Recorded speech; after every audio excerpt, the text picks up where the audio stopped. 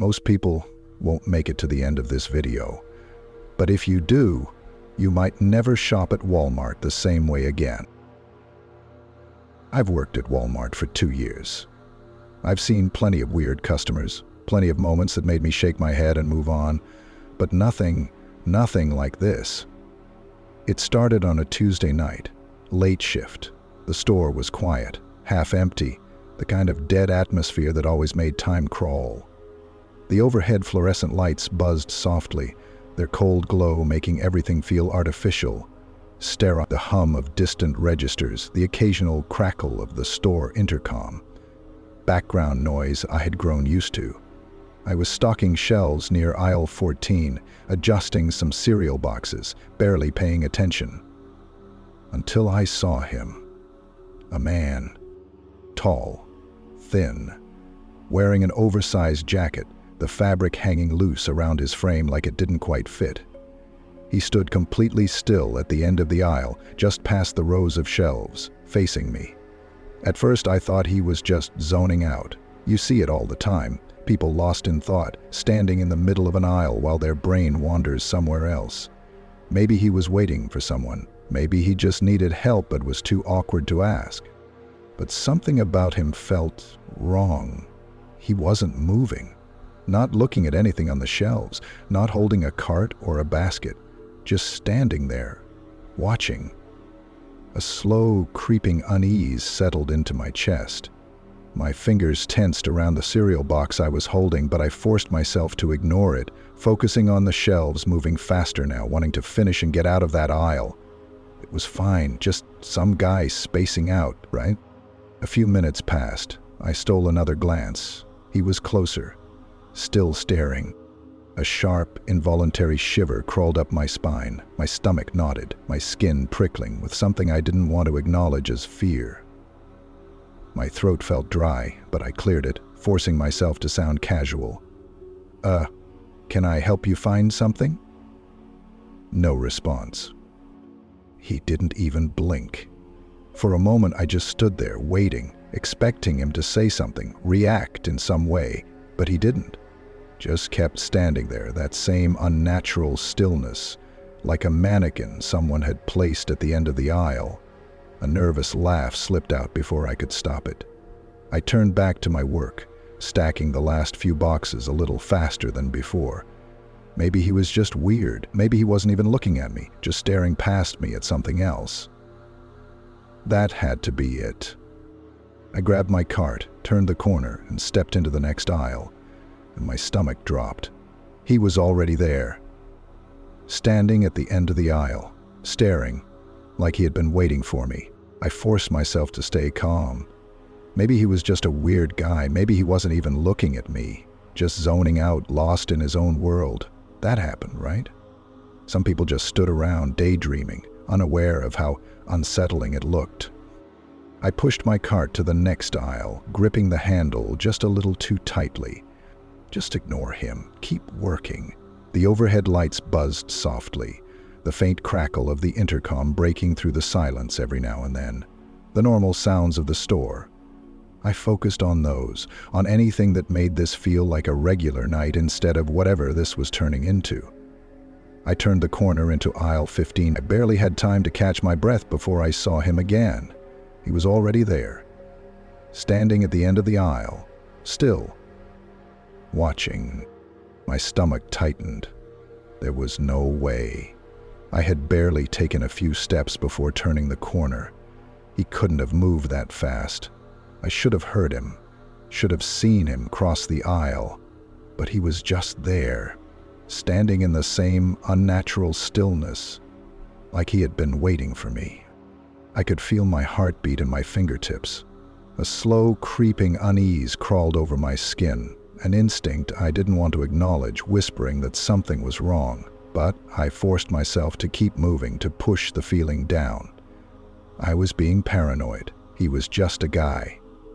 A weird guy, sure, but just a guy. This time, I didn't say anything. I didn't ask if he needed help. I just grabbed my scanner and pretended to work, eyes flicking toward him every few seconds. He didn't move. He didn't look at anything on the shelves. He just stood there. I swallowed hard, my voice coming out tighter than I wanted. "Hey, man, you okay?" No answer. He tilted his head slightly, the movement slow and deliberate, like a dog hearing a strange sound. But still, he didn't move, didn't speak, didn't blink. The store was emptying out for the night. Soon it would just be me, a couple of other workers, and security. I glanced toward the front of the store, trying to spot someone, anyone, who could back me up, someone who could stand next to me so I didn't feel so alone in this. When I turned back, he was gone. I stood there gripping my scanner so hard my fingers hurt. He was gone. No sound, no movement, just gone.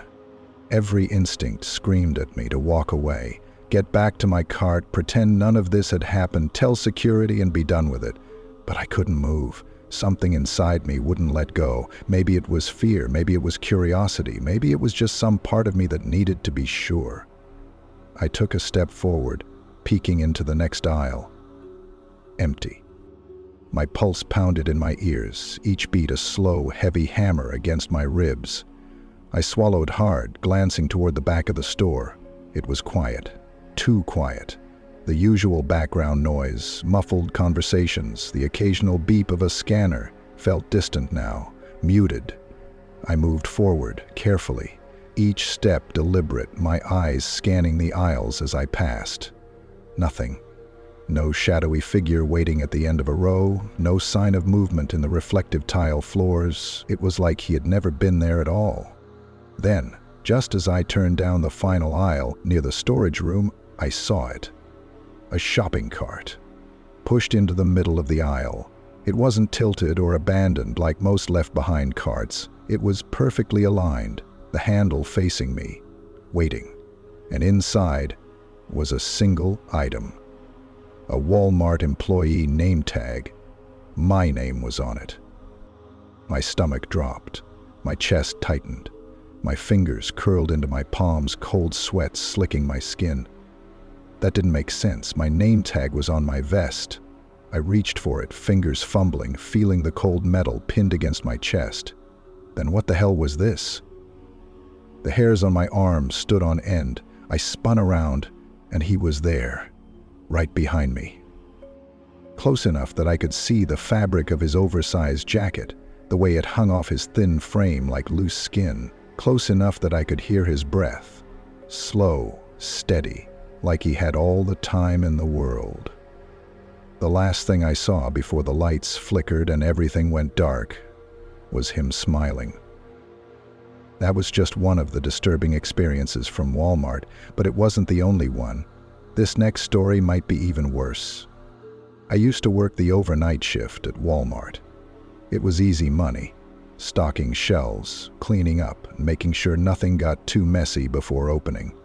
No long lines, no impatient customers, just a quiet, empty store where I could take my time and work without interruptions. For the most part, I liked working nights. The silence was comforting. No screaming kids, no carts rattling down the aisles, no one asking me where to find things they had walked past 5 times already. Just me, the shelves, and the low hum of fluorescent lights buzzing overhead. But then, there was the storage room. At first it was just a gut feeling, a weird sense of unease every time I went back there alone. It wasn't the darkness or the silence, I could handle those. It was the feeling that someone was already in there, that I wasn't alone, that if I turned around too fast I'd see someone standing just out of reach, just out of sight. I told myself it was paranoia, until the whispers started. It was around 2 a.m. when I first heard it. I was stacking some boxes in the back, the storage room lit by a single flickering bulb, when I heard it. A whisper. So faint I almost thought I imagined it. I stood still, holding my breath, straining to hear. And then, it came again, soft, distant, coming from the far end of the storage room. I swallowed hard. "Hello?" No answer. The air was still. The silence stretched on, pressing in around me. I told myself it was nothing, just the vents, just the shelves settling, just my imagination. But as I turned back to my work, I heard it again. This time it was clearer, and it wasn't just a sound. It was a woman's voice, whispering my name. I stood there, frozen, my breath caught in my throat. I had heard it. The whisper was soft, almost too quiet to be real, but my name had been clear, too clear. It hadn't come from my own thoughts, hadn't been part of the usual hum of the store settling for the night. Someone had said my name. I swallowed hard, my throat suddenly dry. Hello? Nothing. The storage room was silent again. Just the low hum of the overhead lights, the distant buzz of the cooling units in the back, the familiar emptiness that I had always ignored. Until now. I let out a shaky breath, forcing a laugh under my breath. I was just tired. Too many overnight shifts, too many hours spent alone in this room, too much caffeine and not enough sleep. My brain was playing tricks on me. I turned back toward my work, shaking my head, forcing myself to focus. Just finish the shift, stop letting your imagination mess with you. That's when I saw it.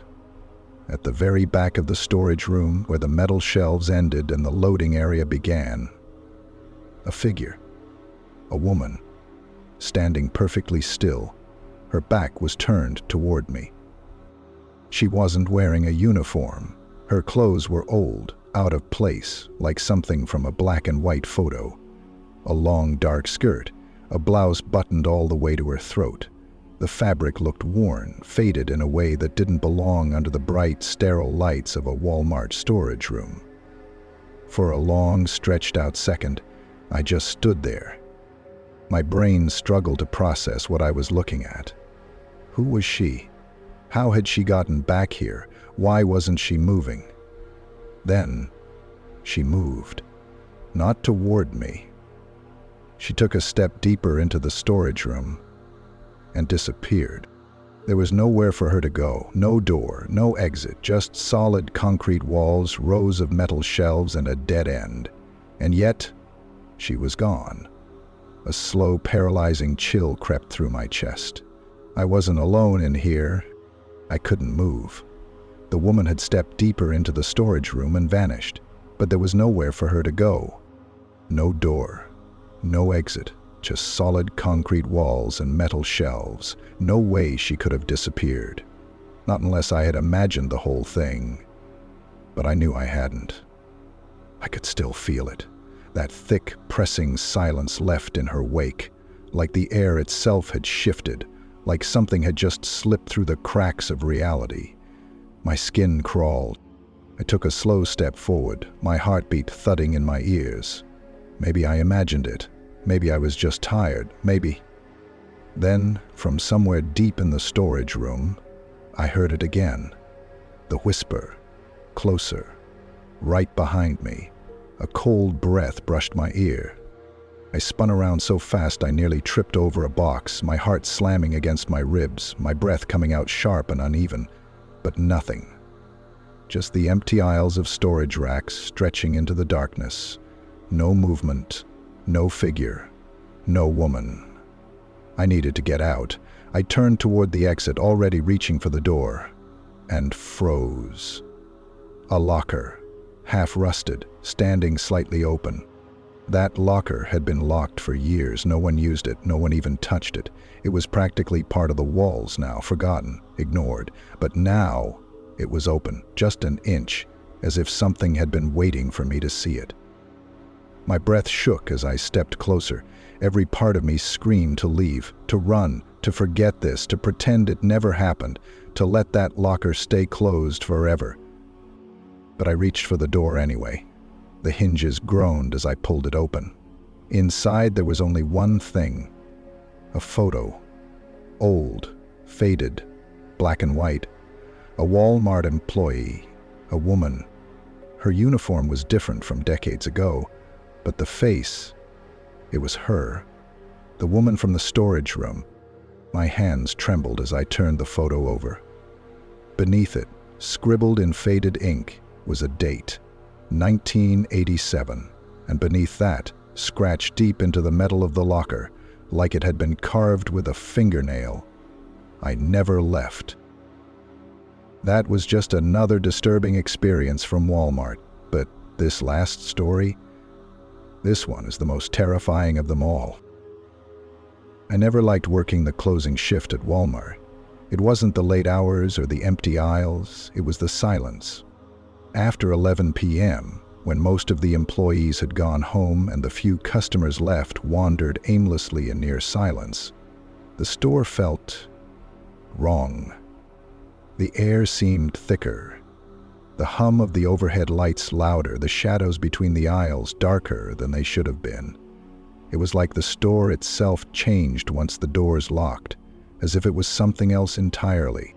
One night, during my break, I was in the employee lounge, sitting at the small plastic table, half listening to a podcast while eating a sandwich. Nothing unusual, just another slow, uneventful shift.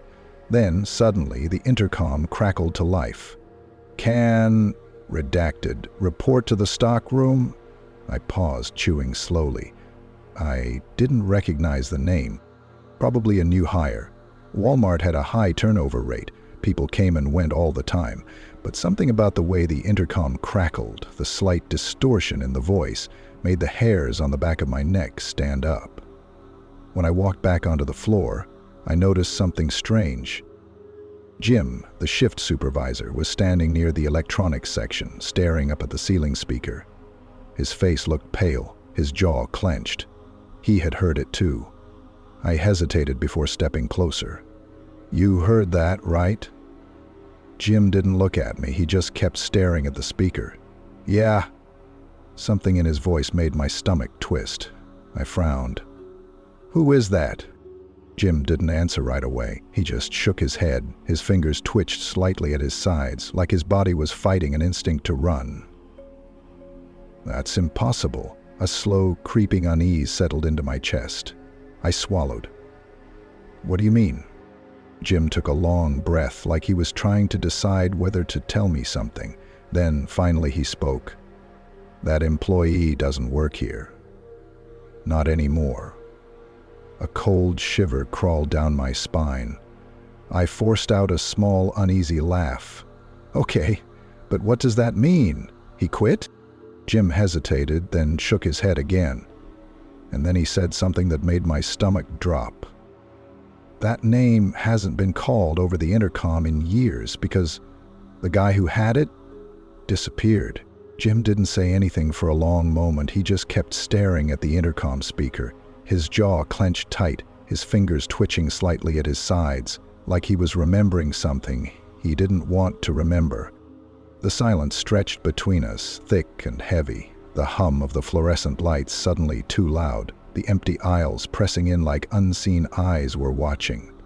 I shifted uncomfortably, waiting for him to say something, anything, to break the unease creeping into my chest. Finally he spoke. "That name belongs to a guy who used to work here. Years ago. But he's gone." I frowned. "Gone? Like he quit?" Jim shook his head, slow and deliberate. "No, like he disappeared." A cold chill crept up my spine.